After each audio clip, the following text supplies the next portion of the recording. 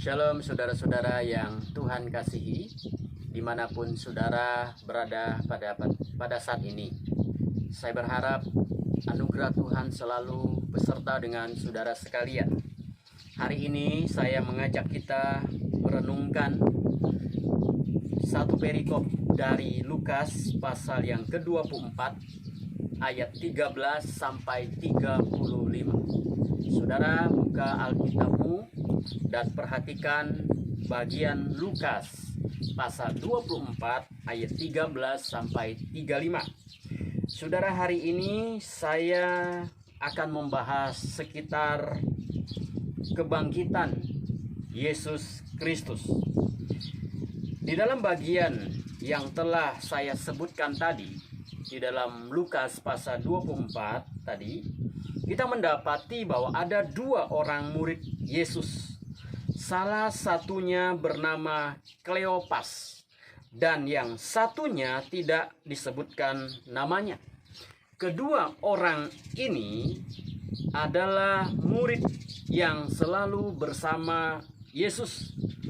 Mereka berdua sedang menuju Emmaus dan sambil berjalan mereka memperbincangkan segala sesuatu yang sudah terjadi dalam beberapa hari yang lalu, yaitu mengenai peristiwa ditangkapnya Yesus, diadilinya Yesus, dan disalibkannya Yesus. Kedua murid ini, saudara, bukanlah murid inti 12, dalam arti bukan masuk dalam 12 murid Yesus, ya, tetapi murid yang lain. Nah, waktu mereka sedang berjalan bersama-sama, Yesus datang kepada mereka dan kemudian Yesus terlibat dalam pembicaraan dengan mereka. Tetapi mereka justru tidak mengenali bahwa itu adalah Yesus, guru mereka. Mengapa mereka tidak bisa mengenali Yesus? Bukankah Yesus yang belum disalibkan dan sesudah penyaliban adalah orang yang sama? Tetapi mengapa mereka tidak mengenali Yesus? Atau kalaupun mereka tidak mengenali Yesus, minimal mereka mengenali suara Yesus. Sama seperti kita, saudara. Kalau kita punya teman sahabat dekat, ya, lalu kemudian kita sudah sering bersama-sama dengan orang tersebut, ya, dan mungkin dalam beberapa waktu kita tidak bertemu, dan satu hari dia menelpon kita, dan kemudian dia berkata, masih ingat dengan saya?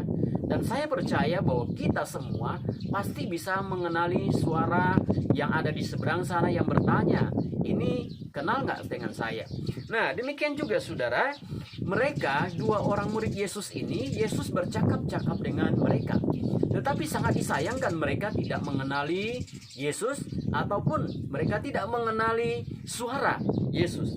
Apa yang membuat mereka tidak mengenali Yesus yang sebenarnya adalah guru mereka? Saudara, mari perhatikan ayat 16 yang berkata demikian. Tetapi ada sesuatu yang menghalangi mata mereka, sehingga mereka tidak dapat mengenal dia. Lalu kemudian dalam bahasa Indonesia sehari-hari menerjemahkan, mereka melihat Yesus, tetapi ada sesuatu yang membuat mereka tidak mengenal dia. Dan di dalam terjemahan asli mengatakan, tetapi mata mereka dihalangi sehingga tidak mengenal dia. Saudara, ada yang menghalangi mata mereka. Pertanyaannya adalah apa itu? Ada dua pendapat mengenai apa itu, saudara. Mengapa mereka tidak bisa mengenali Yesus? Yang pertama, pendapat pertama berkata, mata mereka silau karena mereka berjalan ke arah barat, sehingga matahari yang sedang terbenam menyilaukan pandangan mereka. Itu pandangan yang pertama. Pandangan yang kedua mengatakan, Tuhan yang membuat mereka tidak mengenali Yesus. Nah, saudara, saya tidak setuju dengan kedua pendapat ini. Karena kedua alasan ini tidak punya dasar yang kuat. Kenapa? Karena istilah pada hari itu juga dalam ayat 13 tidak menunjuk kepada waktu di mana matahari sedang terbenam. Dan kalau mata mereka ditutupi oleh Tuhan sendiri, maka tidak ada alasan bagi Yesus untuk memarahi mereka dengan keras seperti yang terdapat di dalam ayat 25 yang berkata, "Hai orang bodoh." Jadi pendapat pertama, pendapat kedua saya tidak setuju. Lalu kalau begitu, apa yang menghalangi mereka mengenal Yesus? Mari kita perhatikan, saudara, konteks keseluruhan cerita tentang kebangkitan Yesus dan pernyataan mereka mengenai hal-hal yang menimpa Yesus. Apa yang membuat mereka tidak bisa mengenali Yesus? Pertama, hati mereka dikuasai oleh kesedihan yang dalam. Ayat 17, saudara perhatikan, ya. Hati mereka dikuasai oleh kesedihan yang dalam. Kedua murid ini sudah mendengar berita tentang kebangkitan Yesus, tetapi mereka tidak menemukan Yesus yang sudah bangkit itu. Sebaliknya, mereka bertambah sedih ketika mereka mendengar mayat Yesus tidak ditemukan. Ketika mereka mendengar bahwa Yesus sudah bangkit, mereka tentu mencari-cari. Mereka tentu pergi bertemu dengan orang yang terdekat mencari informasi tentang di mana Yesus. Tetapi mereka tidak menemukan Yesus juga. Akhirnya, saudara, mereka memutuskan untuk pergi ke Emmaus. Mungkin tujuan mereka adalah mencari Yesus. Namun, saudara, justru Yesus yang datang kepada mereka, Yesus yang masuk di tengah-tengah mereka dan terlibat pembicaraan dengan mereka. Tetapi mereka tidak mengenalinya. Mereka mencari-cari Yesus. Padahal Yesus sedang bersama-sama mereka. Bukan Yesus tidak mau menampakkan diri pada mereka, tetapi mereka yang tidak melihat bahwa Yesus sudah ada di depan mereka. Bukankah kita juga sering seperti kedua murid Yesus ini, saudara? Ketika kita menghadapi masalah kehidupan, lalu kita kehilangan kepekaan terhadap suara Tuhan pada kita. Kita bertanya-tanya, di mana Tuhan saat saya sedang susah? Apakah Tuhan masih peduli dengan hidupku? Apakah Tuhan masih memperhatikan aku? Aku sudah merasa sangat berat menanggung beban hidup ini. Di mana Tuhan?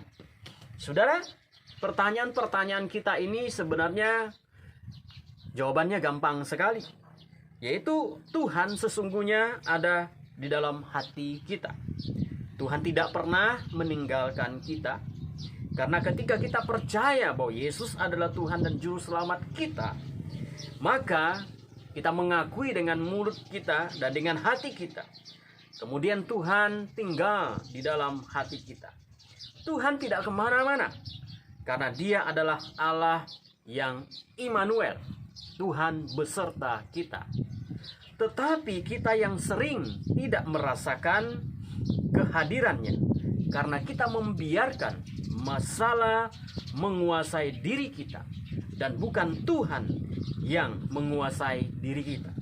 Itulah sebabnya kita tidak mengalami dan tidak merasakan kehadiran Tuhan di dalam hidup kita. Padahal Dia bersama-sama dengan kita. Dia ada di hidup kita. Saudara, satu kali ada sebuah keluarga yang cukup aktif di dalam pelayanan gereja. Suatu hari salah satu anaknya yang sedang menginjak usia remaja terpengaruh di dalam pergaulan yang tidak baik. Anak ini sering keluar malam, pulang dini hari, kadang tidak pulang karena nginap di rumah temannya. hidupnya tidak terkontrol oleh orang tuanya, dan kemudian mulai mencoba-coba minum minuman keras, kemudian mabuk, judi, dan akhirnya sungguh sudah tidak bisa dikontrol. Orang tuanya sudah kewalahan, putus asa, dan tidak tahu harus bagaimana lagi. Sudah sering minta didoakan, tetapi tidak ada perubahan juga. Akhirnya orang tua ini menyalahkan Tuhan. Mengapa Tuhan tidak melindungi anaknya? Mengapa Tuhan tega membuat hidupnya susah? Saudara yang dikasih Tuhan, Tuhan yang disalahkan, padahal dirinya sendiri yang salah. Tapi ketika anaknya sudah tidak terkontrol, lalu kemudian dia bertanya, Tuhan, mengapa Engkau mengizinkan? Saudara, Tuhan tidak pernah mengizinkan semua itu terjadi. Tapi itu ada tanggung jawab dia sebagai orang tua yang tidak mendisiplin, yang tidak mengontrol, yang tidak memberikan aturan yang jelas kepada anaknya. Sehingga anaknya yang masih usia remaja dibiarkan, diizinkan bebas keluar rumah dan tidak pulang rumah dan nginap di rumah teman. Tentu saudara bukan tidak boleh nginap, tentu juga bukan tidak boleh berteman. Tetapi sebagai orang tua memiliki anak remaja, harusnya dia tahu batas-batas yang perlu diterapkan agar anaknya tidak di luar kontrolnya. Tetapi justru dia tidak melakukannya. Dan ketika ada masalah menimpa anaknya, keluarganya, dia bertanya, mengapa Tuhan? Harusnya yang dia tanya adalah, mengapa saya membiarkan, mengizinkan anak saya bebas? Nah, saudara sekalian, seringkali kita sebagai manusia ada masalah, kita langsung menyalahkan Tuhan, menyalahkan orang lain, dan kita tidak melihat bahwa Tuhan sebenarnya beserta dengan kita, bersama-sama dengan kita. Nah, saudara sekalian, dua murid ini mereka tenggelam di dalam kesedihan yang amat sangat, karena mereka merasa bahwa Yesus yang mereka cari sudah tidak ditemukan. Yesus yang mereka dengar sudah bangkit, tapi ternyata tidak ada. Dan itu membuat mereka sangat sedih, karena orang yang mereka kasihi, orang yang mereka cintai tidak bersama mereka dan tidak ditemukan. Dan akhirnya saudara, mereka menjadi sedih, dan kesedihan itu menutupi mata hati, mata rohani mereka untuk mengenali Yesus yang ada, hadir bersama-sama dengan mereka. Itu yang pertama, saudara. Yang kedua, apa yang menghalangi mata kedua murid ini? Yang kedua, yaitu hati mereka lamban untuk percaya. Ayat 25 dan ayat 32. Ayat 25 berkata, lalu ia berkata kepada mereka, hai kamu orang bodoh, betapa lambannya hatimu, sehingga kamu tidak percaya segala sesuatu yang telah dikatakan para nabi. Istilah tidak percaya dalam terjemahan bahasa Inggris ya mengatakan so hard to believe, sangat sulit untuk percaya, saudara ya, sangat sulit untuk percaya. Kedua murid Yesus ini sudah mendengar dari rekan-rekan yang lain bahwa Yesus sudah bangkit, tapi mereka sulit mempercayai bahwa Yesus sudah bangkit dari antara orang mati. Rasa tidak percaya mereka pada kebangkitan Yesus menghalangi mereka untuk mengenal siapa Yesus. Ketidakpercayaan telah menutupi mata mereka untuk melihat kuasa kebangkitan Yesus bekerja di dalam hidup mereka. Perhatikan ayat 21. Padahal kami dahulu mengharapkan bahwa dialah yang datang untuk membebaskan bangsa Israel. Kalimat ini adalah kalimat bernada kecewa. Tidak heran saudara, mereka tidak mengenali Yesus yang sedang bersama-sama mereka. Ada kesedihan yang dalam Lalu kemudian ditambah dengan ada rasa sulit percaya, ditambah dengan ada perasaan kecewa. Kecewa artinya tidak sesuai harapan.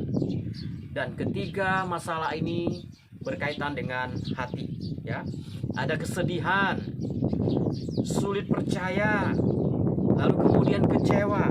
Dan itu menyatu di dalam hati kedua murid itu, dan itu yang membuat mereka sulit untuk melihat bahwa Yesus bersama dengan mereka. Saudara, kesedihan, rasa tidak percaya, kecewa seringkali membutakan mata rohani kita. Tidak heranlah jika kedua murid ini tidak mengenali Yesus yang sudah bersama-sama dengan mereka.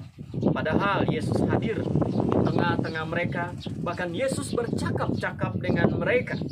Ayat 32, bukankah hati kita berkobar-kobar ketika ia berbicara dengan kita di tengah jalan dan ketika ia menerangkan kitab suci kepada kita.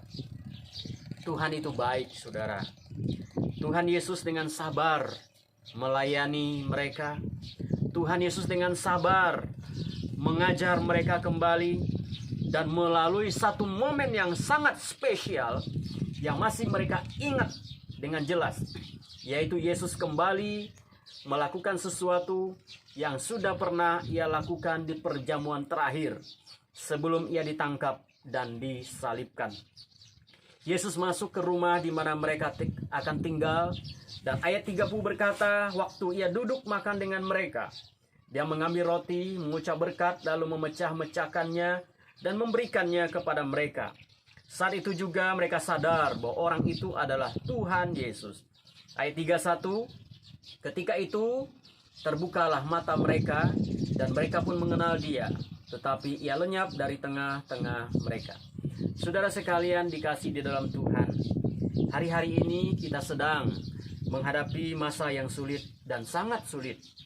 Banyak orang sudah kehilangan pekerjaan, bisnis sepi, pendapatan berkurang, dan pandemi COVID-19 masih belum berlalu dengan tuntas. Kita sedang berada di dalam situasi yang tidak aman, yang kapan-kapan saja kita bisa kehilangan pekerjaan, kehilangan penghasilan, kehilangan harta benda, bahkan nyawa. Tetapi saudara, mari dengarkan pesan Tuhan bahwa jangan biarkan masalah menutupi mata iman, mata rohani kita. Karena kita masih punya Tuhan, Tuhan yang Maha Kuasa.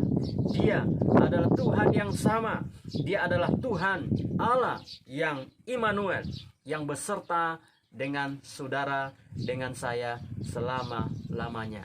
Saudara, jangan biarkan kekecewaan, kesedihan, rasa tidak percaya kepada Tuhan menutupi mata iman, mata rohani kita. Tapi marilah kita terus memohon kepada Tuhan untuk terus mempertajam mata rohani kita, untuk melihat apa yang Tuhan sedang kerjakan, supaya kita tidak tenggelam di dalam masalah kita. Kiranya Tuhan memberkati saudara sekalian. Mari kita berdoa. Bapa di dalam surga, kami bersyukur kepada Tuhan untuk firman-Mu yang kami baca, kami renungkan. Tuhan, biar Engkau berkati kami semua di dalam hidup kami. Tuhan, hari-hari kami menghadapi banyak pergumulan, tapi tolong kami Tuhan supaya kami tetap percaya bahwa Tuhan yang kami percaya adalah Tuhan yang Immanuel, Tuhan yang beserta dengan kami, Tuhan yang menopang hidup kami, Tuhan yang menuntun hidup kami. Berkati saudara-saudara kami, berkati keluarga mereka ya Tuhan. Berkati apa yang mereka saat ini rasakan, kesedihan, kekecewaan, rasa percaya. Biarlah kasih karunia-Mu yang terus menopang mereka, tangan-Mu yang penuh dengan kelembutan menyentuh mereka, dan cinta-Mu yang terus meneguhkan mereka untuk mereka terus tetap setia kepada Tuhan. Terima kasih Tuhan, kami bersyukur. Di dalam nama Yesus Kristus kami berdoa. Amin. Tuhan Yesus memberkati saudara sekalian. Amin.